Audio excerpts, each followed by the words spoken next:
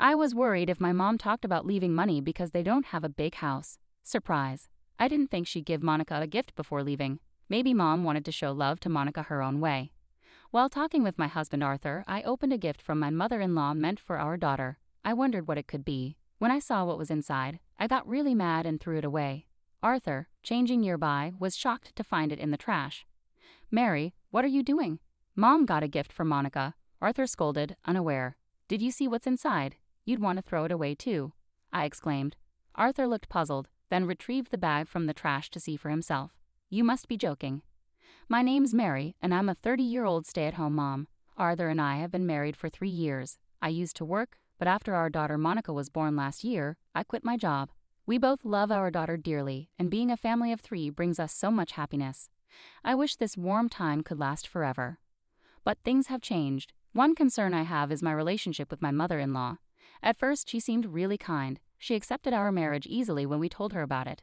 Even though we didn't visit her often, whenever we did, she treated me well, and I thought we had a good relationship.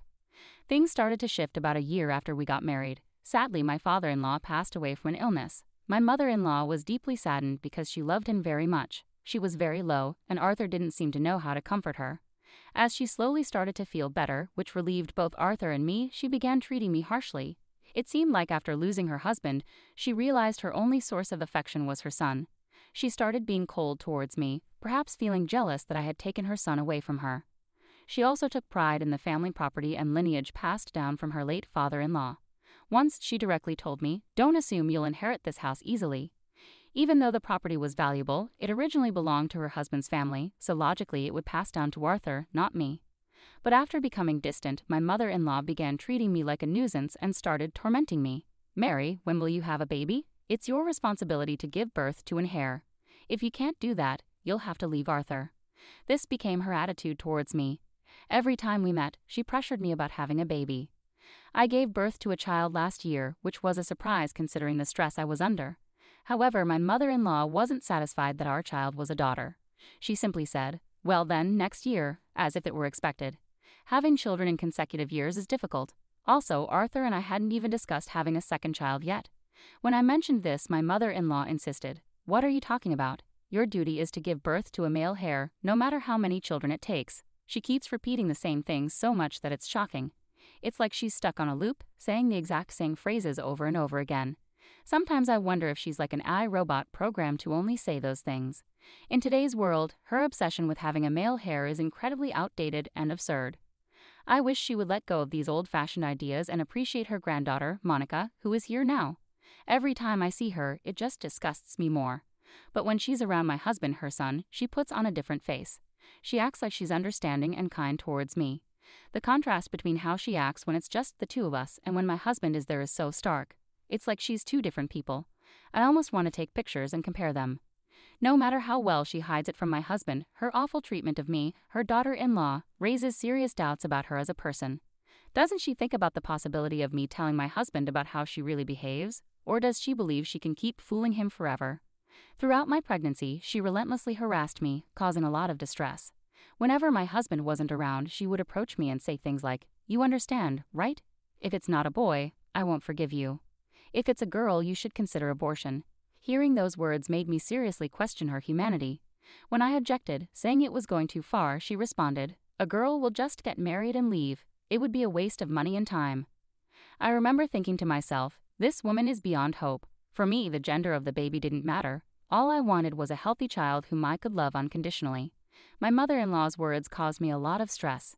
Each time she made these hurtful comments, I would respond vaguely, just trying to endure until the baby was born. When my mother-in-law found out the baby was a girl, her reaction was as awful as I had anticipated. It was then that her true, unpleasant nature, usually hidden from my husband, became evident. "Why did you have a girl?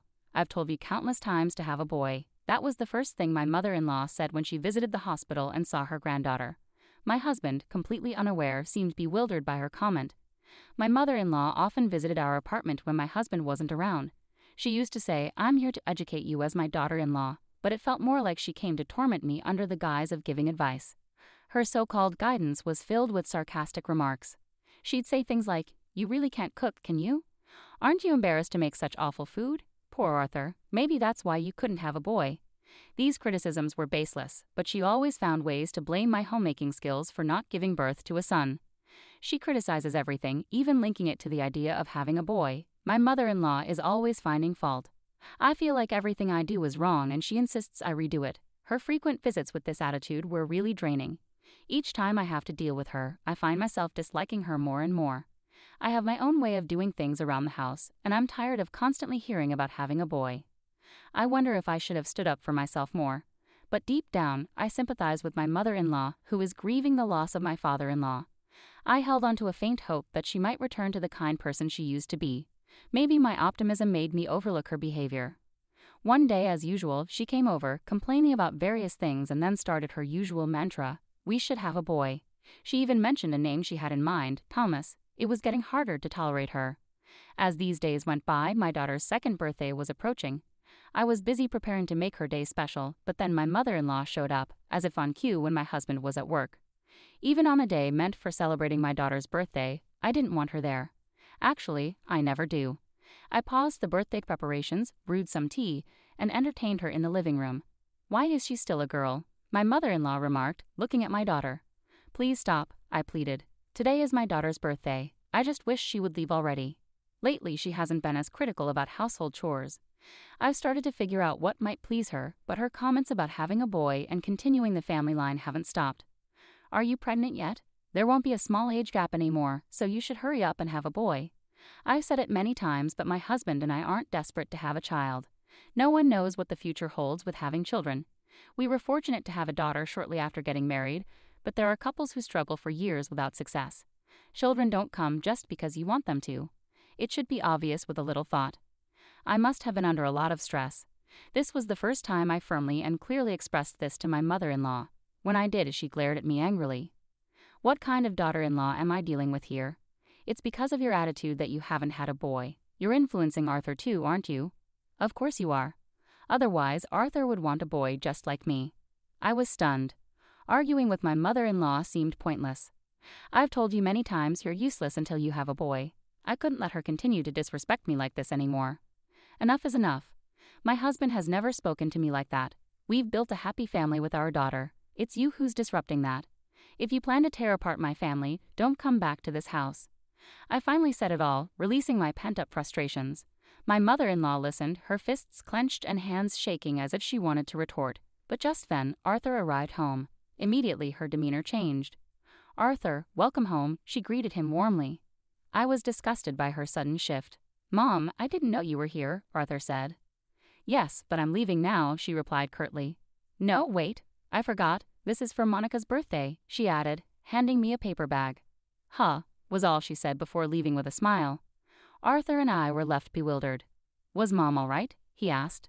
We were on the verge of a fight, but then you came back. I've been venting about my mother-in-law to Arthur for a while now.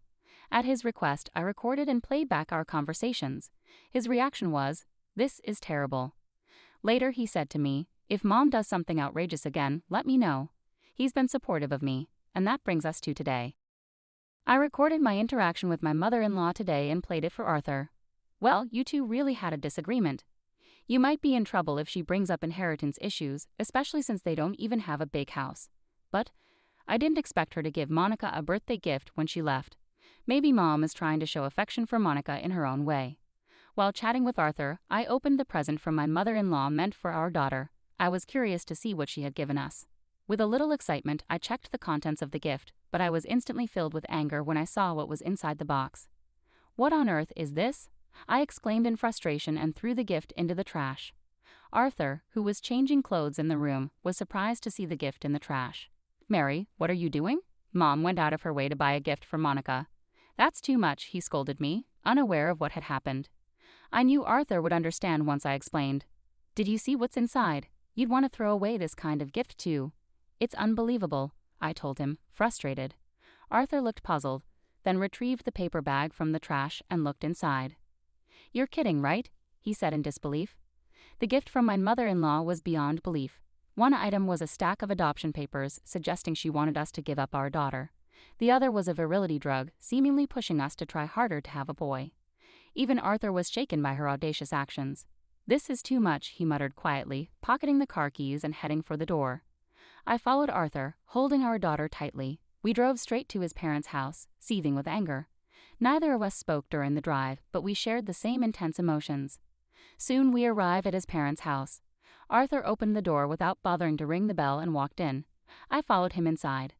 In the living room, my mother-in-law was casually sipping tea. "Oh, you're here. Weren't you celebrating Monica's birthday?" Her nonchalant demeanor implied that the gift she gave was no big deal. In a tense voice, my husband asked, "Mom, what's the meaning of this gift you sent?" His voice was clearly filled with anger. Unfazed or perhaps unaware, my mother-in-law chuckled smugly.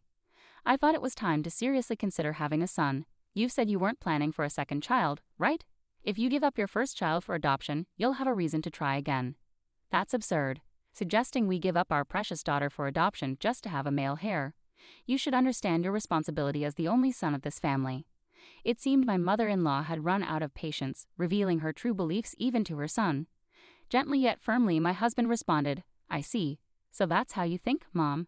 "Yes, exactly. You need to have a son to continue the family line." "Enough of that.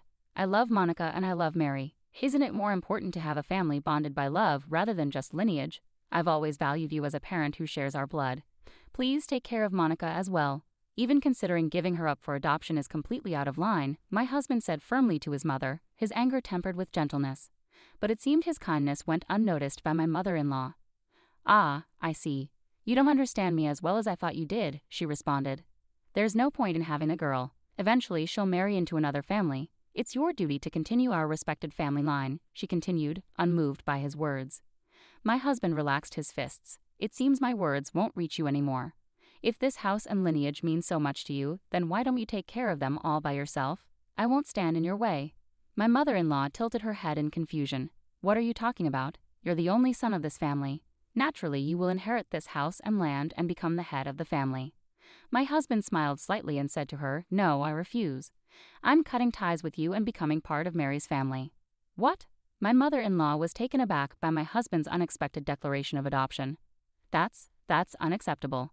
You have to inherit this house and have a son," she protested. "I'm tired of all of that. I can't forgive you anymore. You've crossed a line. You've gone too far," he replied firmly. "Reflect on your actions alone." "Arthur, wait." My mother-in-law bowed her head and tried to cling to my husband's leg. He gently shook off her hand, and we left her house together. Later, we explained everything to my parents, and my husband officially became an adopted son of my family. From that point on, my mother-in-law was no longer a part of our lives. According to what my husband heard through a relative, my mother-in-law was bedridden due to the shock of being abandoned by her only son. Despite this, I feel no pity or sympathy for her. She brought so much turmoil into our lives with her selfish actions. Afterward, my husband, our daughter, and I moved into a newly purchased home. Part of the reason was to avoid any further intrusion from my mother-in-law, but also because it felt like the right time for us to have our own place. Now the three of us live happily together in our beautiful new home. I'm grateful that my husband prioritized our family. Whatever challenges the future may bring, I know we'll face them together and continue